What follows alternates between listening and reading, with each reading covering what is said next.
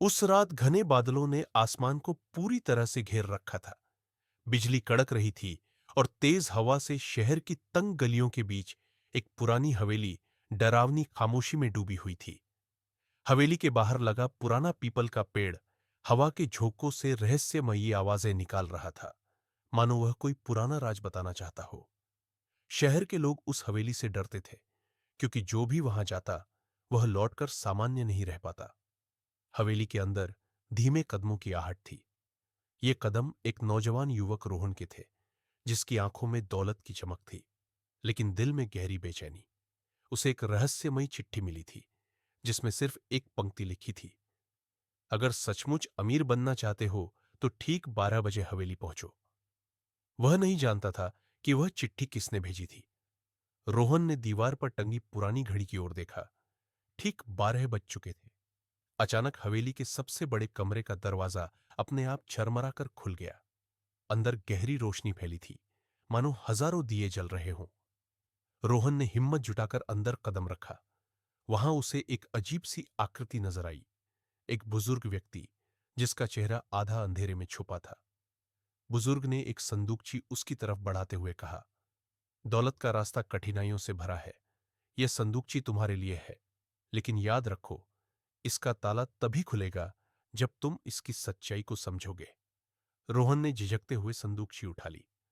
घर आकर उसने बार बार उसे खोलने की कोशिश की, परंतु संदूकची बंद रही।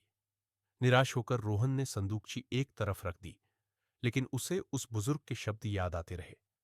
अगली सुबह उसने मेहनत और लगन से छोटे छोटे काम करना शुरू किया। कभी वह बाजार में सब्जियां बेचता, कभी छोटे बच्चों को पढ़ाता। उसकी ईमानदारी और लगन देखकर लोग उसे सम्मान देने लगे। पर संदूकची अब भी बंद थी, और उसका रहस्य रोहन को बेचैन करता रहा। एक दिन, वर्षों बाद, उसे फिर वही रहस्यमयी चिट्ठी मिली। इसमें लिखा था, क्या तुम तैयार हो अपने असली खजाने को पाने के लिए? आज फिर हवेली आओ। रोहन उत्सुकता और भय से भरा हवेली पहुंचा। इस बार हवेली की दीवारें कुछ कह रही थी। अजीब सी फुसफुसाहट हर तरफ गूंज रही थी।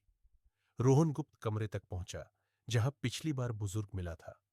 वहां उसे बुजुर्ग फिर दिखा, लेकिन इस बार स्पष्ट था कि वह सिर्फ एक आत्मा थी। बुजुर्ग मुस्कुराया, तुमने जीवन का असली सार समझा। संदूकची की चाबी तुम्हारे अपने कर्मों में छुपी थी। अब तुम इसे खोल सकते हो। रोहन तेजी से घर लौटा।